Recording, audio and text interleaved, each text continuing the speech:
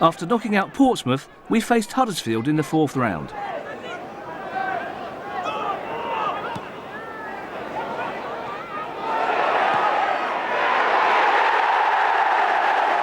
Palace pensioner fans with particularly long memories savoured the sweet revenge after that mauling Huddersfield gave us in 1929.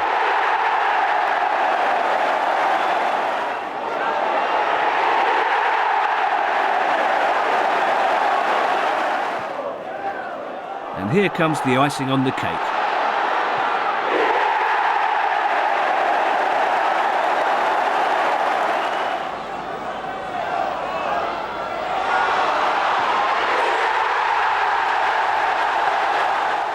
So almost by accident, Palace were into the FA Cup quarter-final, and with 4th Division Cambridge United standing in our way, it seemed we had a good chance of reaching the semis.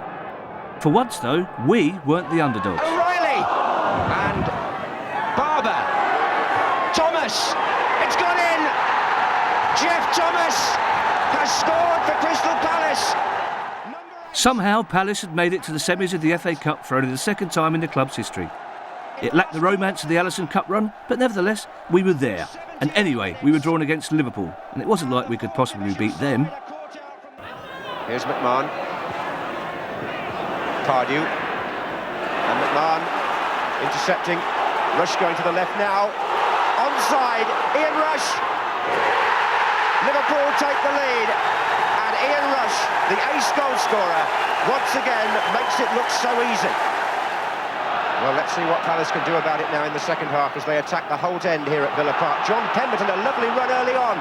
And a chance for Barber and Venison. And it's a shot. And it's there by Bright. It's Mark Bright straight from the kickoff. After John Solako's shot didn't quite get there, Bright certainly did. And Palace are level. What a dramatic start to the second half. And Liverpool are stunned. And now they've waved Andy Thorne up as well. Andy Gray has placed the ball. That's his cross. And Bright's there. O'Reilly's there! And Palace! Are they in front? Yes, they are!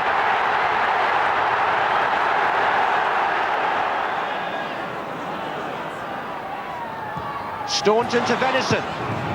Right across the goal. McMahon! Oh, it's there! It's 2-2! Steve McMahon!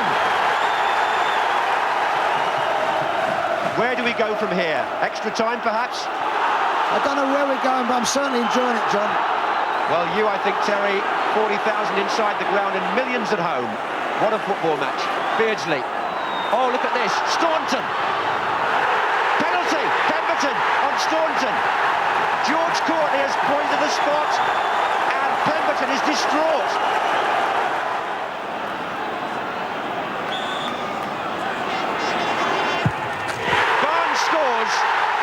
The goalkeeper went the right way, but the kick was true in the corner, and Liverpool lead by 3 goals to 2. And from being 2-1 up, Palace have suddenly jumped on their backsides and can't really believe what's happened to them. Most of all, Pemberton. Thomas, and Bright's in there, and Thomas, Staunton, Gray, 3-3. Andy Gray for Palace, they're back in it. Liverpool's defence all over the place.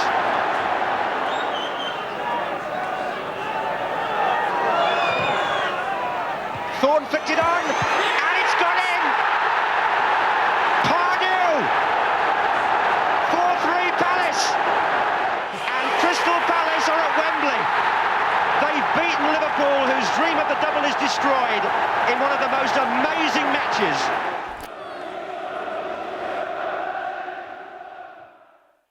What a fabulous day. What a great game for the neutral. What a great game for Palace fans. You know, and to have knocked on the door and had a look in the big room, it was fabulous. Free kick to Crystal Palace. Andy Gray's back on his feet to take it. Thorne, O'Reilly's in there. And was it over the line? And it's a goal.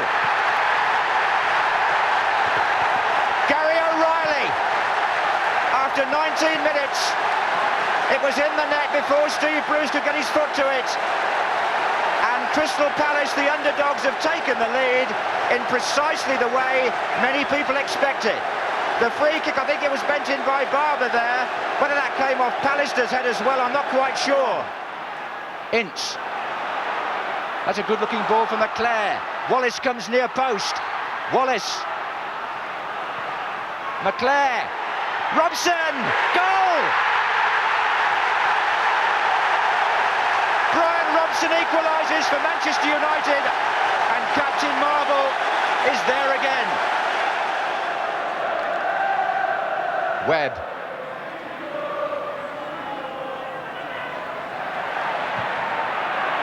Palace dwelling. Wallace. A ricochet. Hughes!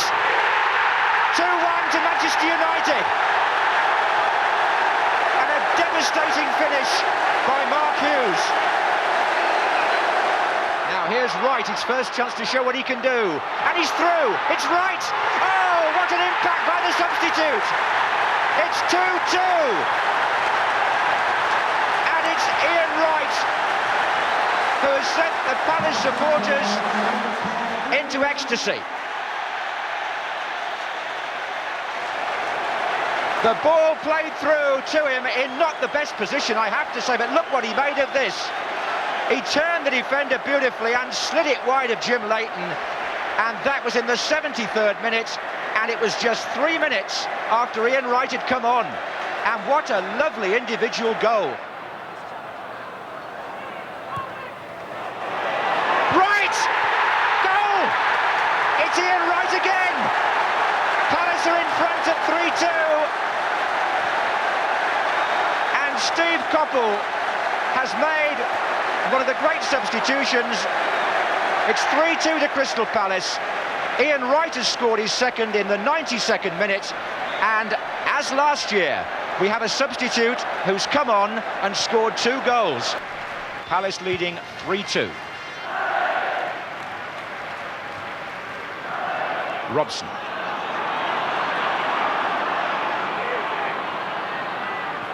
Webb to Wallace. Hughes goes through the middle, chance here for 3-3. Mark Hughes!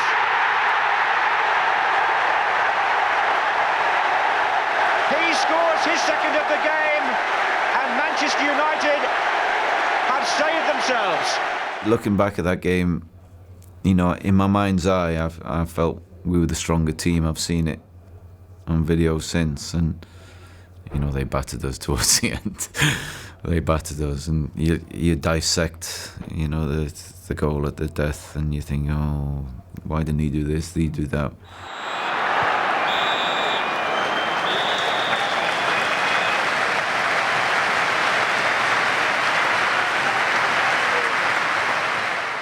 Expectation perhaps got the better of us, because I think after the first game, we all, you know, in the first game we thought we might win.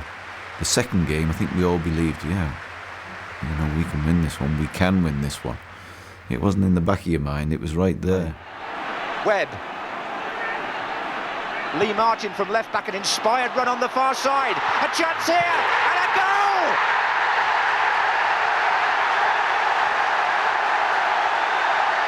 What a tremendous run!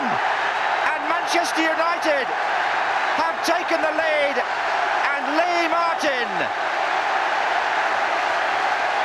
made a run from left back that was, what, 40-50 yards, took it on his chest and smashed it with his right foot. Everyone says, oh, we kicked them off the park. We didn't. You know, I think Alan Pardew made one bad challenge on Mark Hughes. Mark Hughes complaining about a bad challenge. You know, Jimmy Hill said to me afterwards, I think the foul count was the same on both sides. You know, so we didn't kick them off the park, but it was a dull game in comparison to the first one. And the disciplined way in which we played, you know, it was, you know, mark and error by which they won the game. You know, it wasn't to be.